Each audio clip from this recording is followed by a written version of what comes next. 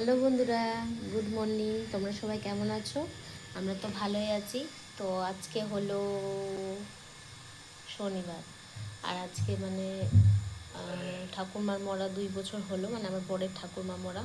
তো ওনার আজকে 2 বছর হলো। তো ছবি আছে, ফুলের মালা টালা দেবো। তো চলো, এখন রান্না করছি। আর সকালে তো অনেক দেরি করে ওঠা হলো, প্রায় 10টার দিকে উঠেছি। এখন 10:30 মতন বাজে, 11টা বেজে গেছে। তো এখন রান্না করব। তো চলো, কি রান্না করছি চলো তোমাদের দেখাই। এদিকে দেখো, বড় একটা সবজি কাটছে, মানে লাউয়ের ঘন্ট হবে।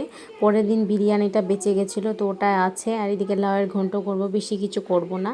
তো সিম্পল রান্না। ওকে বললাম যে সবজিগুলো কেটে দাও, আর আমি লাউ কাটতে তো একদমই পারি না।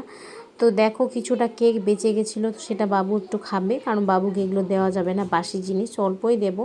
তারপরে দেখো, স্নান করে আমি পুজো দিয়ে দিলাম, কারণ আজকে ঠাকুরমার মৃত্যুবার্ষিকী, তাই জন্য ভালো করে পুজো দিয়ে দিলাম। পরের দিন তো দেওয়া হয়েছিল ঠাকুরকে, তো আবার ভাবলাম যে আবার নতুন ফুল করে এনে দিই। তো দেখো, বোন নিয়ে এসেছিলো পরের দিন মালা, আমাদের জন্য নিয়ে এসেছিলো, ঠাকুরমার জন্য নিয়ে এসেছিলো, তাই জন্য ঠাকুরমাকে এই যে মালা পরিয়ে দিলাম, আর একটু মিষ্টি জল দিয়ে দিলাম। আর খুব ভালো থাকো, এটাই কামনা করব। তো চলো, এই যে আমি এক্ষুনি স্নান করে এলাম। এখন দুপুর 3টের মতন বাজে, 3টে 10 বাজে। দেরি হয়ে গেছে, কারণ অনেক কাজ ছিল, মোছামুছি ছিল। বর তো এমনিতে জামা কাপড় ধুয়ে দেয়। তো চলো বন্ধুরা, এখন আমি খাবো দুপুরে। তো দুপুরে কী রান্না করছি চলো তোমাদের দেখায়। আর বাবু গেছে ওর মানির বাড়ি, কারণ দিদির মেয়েকে বোন নিয়ে এলো, তাই স্কুটিতে করে। তো চলো, আর এই যে ঠাকুরমা, অন্ধকার একটু আসছে, ঠাকুরমাকে ওখানে রাখলাম মালা দিয়ে। কালকে বোন মালা নিয়ে এসেছিলো, 3টে মালা নিয়ে এসেছিলো, তো ঠাকুমার জন্য তুলে দিয়েছি। তো এই যে ঠাকুমা, যেখানে থাকুক সুস্থ থাকুক, ভালো থাকুক। আর খুব মনে পড়ে ঠাকুমার কথা, আজকে 2 বছর হয়ে গেল চলে যাওয়া আমার বরের ঠাকুরমা। যেন ও ভালো থাকুক, সুস্থ থাকুক, এটাই ভগবানের কাছে কামনা করবো। তো চলো বন্ধুরা, এদিকে বিকেলবেলা একটু সময় পেয়েছি, সারাদিন তো সময় পাই না নিজের জন্য। তো বিকেলের দিকে একটু ফেস প্যাক লাগিয়েছি, কারণ পরের দিন যাব শ্বশুরবাড়িতে। আর ফেস প্যাকটা রাখাই ছিল অনেক দিন থেকে, তো ভাবছি যে লাগিয়ে শুকিয়ে যাবে। তো এদিকে দেখো, বর গেছিলো বাজারে, নিয়ে এসে বাড়ির জন্য মিষ্টি। আর বাবু এই নিমকিটা পছন্দ করে, তো ওটা নিয়ে এসছে। আর কিছু টুকটাক বাজার নিয়ে এসে শাশুড়ি মায়ের জন্য হরলিক্স নিয়ে এসছে, ওনার শরীর প্রচুর খারাপ, তার জন্য হরলিক্স নিয়ে এসছে। এদিকে বিস্কুট বাড়ির জন্য, আর এই যে ডাল নিয়ে এসছে, কারণ মাঝে মধ্যে খিচুড়ি খাওয়া হয়, মুগ ডালটা শেষ হয়ে যায়। আর দেখো, বাবু বায়না করেছিল ড্রাগন ফ্রুটস খেতে, তো ওর পাপা এর আগে দিয়ে এনেছিল, তো সেটা তো খায়নি। সেটা ভালো করে খেয়েছিল, কিন্তু এই আজকে সেরকম ঠিক মতো খেলো না, ওর ভালো লাগেনি বলছে। খাও। হ্যালো বন্ধুরা, গুড মর্নিং। এখন তো এখন সকাল 7টার মতন বাজে। তো এখন বেরোবো বাড়ির উদ্দেশ্যে, শ্বশুর বাড়ি যাচ্ছি সকালের দিকে।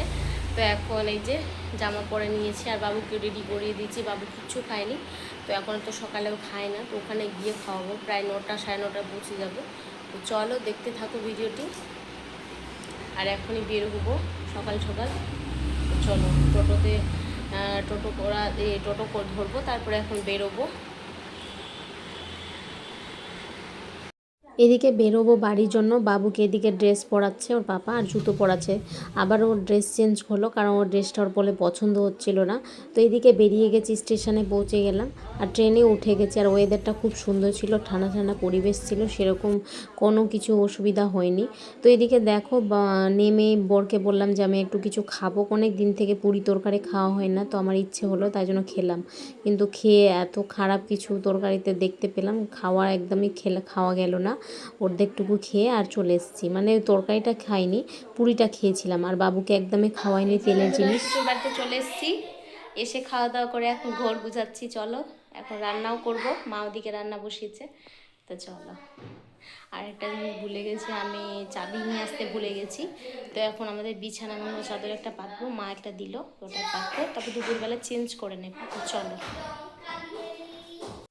এদিকে মা বাড়িতে থাকবে না, তাই জন্য রান্নার দায়িত্বটা আমি নিলাম। মা বলছিল যে কিছু কাজে বাইরে যাবে, তো আমি বললাম যে উনানের দিকে আমি রান্না করব। আর এদিকে দুই ভাই একদম খেলতে একদম পাগল হয়ে গেছে দুজনাই। তরকারি কি রান্না করছে দেখাই। এদিকে বাবা চিকেন নিয়ে এসেছিলো সকালের দিকে, আমরা যখন আসি সাথে মশলাটা করে নিলাম, কারণ মা তো চলে যাবে তাই জন্য তাড়াতাড়ি করে নেব। মাই সব কিছু করে দিয়েছিলো, আমি শুধু রান্নাটা করলাম।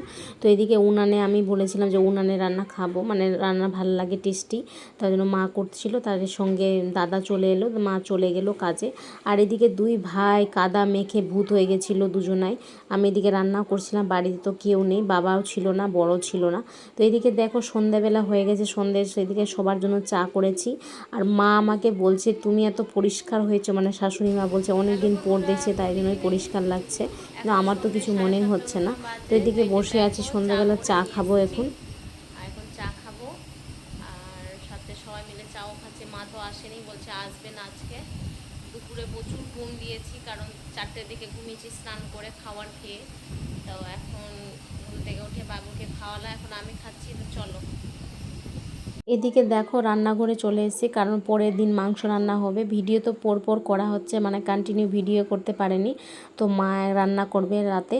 আর এদিকে বাবু এসে, আর আমাদের রান্নাঘরের লাইটটা খুবই অল্প, কারণ ছোট লাইট তো দেওয়া, আর সেরকম বাড়িতে কেউ থাকে না, তাই জন্য লাইটটাও কম।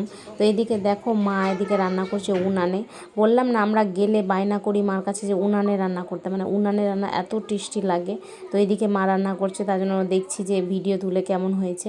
তারপরে দেখো পরের দিন তো বাড়ি মানে যাব। তো এদিকে দেখো স্টেশনে দাঁড়িয়ে আছি সবাই ট্রেনের জন্য, আর এদিকে মাকেও নিয়ে যাচ্ছে। মার ইচ্ছে ছিল না যাওয়ার, তবু আমরা জোর করলাম যে চলো ঘুরে আসবে। তো মা আর বাবু এখানে বসে আছে, আমরা ট্রেনের জন্য অপেক্ষা করছি। আর ওয়েদারটাও খুব ঠান্ডা ঠান্ডা, বাড়িতে কি সুন্দরভাবে ঘুরেও আসতে পেরেছি। তো এখন চলেই যাব। আর কি বলবো, ট্রেনটা একটু লেট করে দিয়েছিল, কারণ অনেকক্ষণ দাঁড়াতে হয়েছিল আমাদের। আর এত সুন্দর দৃশ্য, খুব সুন্দর লেগেছিল। আমার মাঠ কি না খুব পছন্দ, মানে জমি, মানে জমির ধারে আমার বাড়ি হবে, আর খুব ভালো লাগে আমার। আর এত সুন্দর হাওয়া দিচ্ছিলো, মানে এখানেই থেকে যায়। আর কেন জানি না এখন খুব ভালো লাগে, মানে এই রাস্তাঘাট পরিবেশ মানে দেখতে, আমার গাছপালা, মানে শান্তশিষ্ট পরিবেশে থাকতে আমার খুব ভালো লাগে।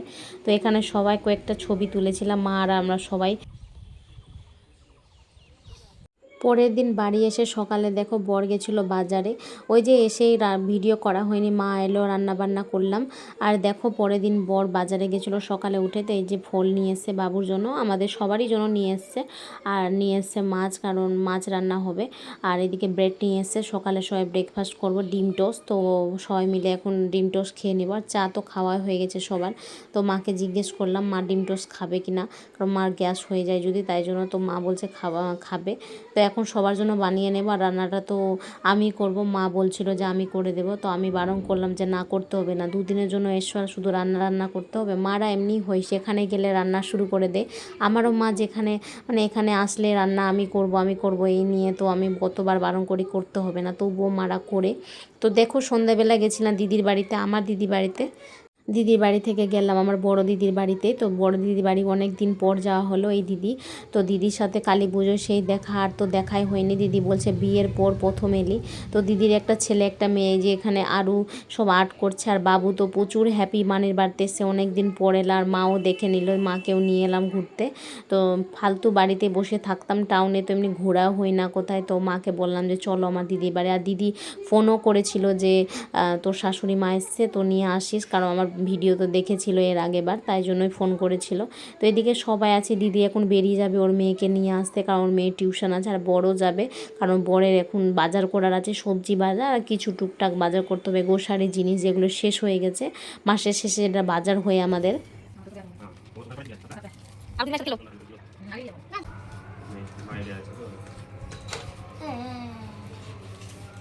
এদিকে দিদি নিয়ে এসে সবার জন্য টিফিন, আমি বলছি কত কিছু আয়োজন হলো, অনেক দিন পর দিদি বাড়িতে আসে, তাই জন্য দিদি আর আমরা এত হাসি, মানে মজা করছি।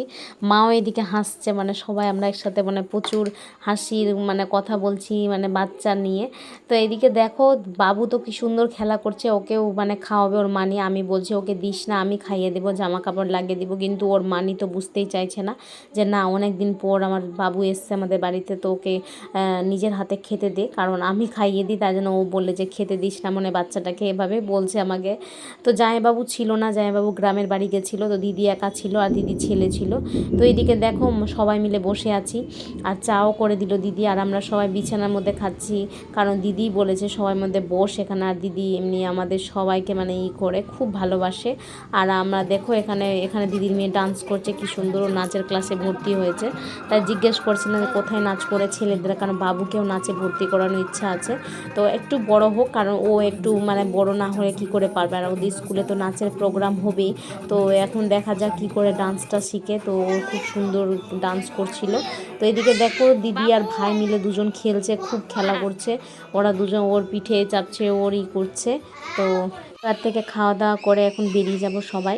তো আমার ভিডিওটা করাই হচ্ছে না, কারণ প্রচুর বিজি হয়ে যাচ্ছি আমি। তো চেষ্টা করব আরও ভালো ভালো ভিডিও দিতে।